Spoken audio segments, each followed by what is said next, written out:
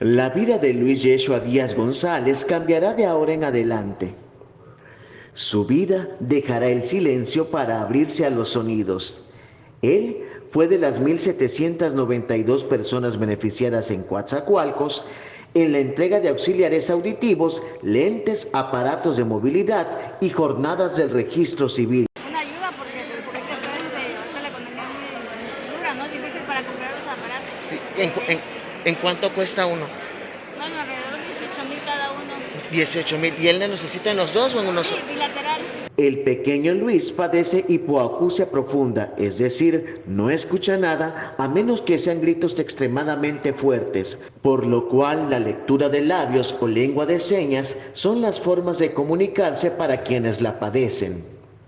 Siendo 46,000 menores de edad en el país quienes se encontraban así hasta 2021, de acuerdo a la Secretaría de Salud Federal. A nivel nacional, son 2,3 millones de personas con discapacidad auditiva, más del 50% corresponde a adultos mayores. Para Imagen del Golfo, Eder López Cabrera.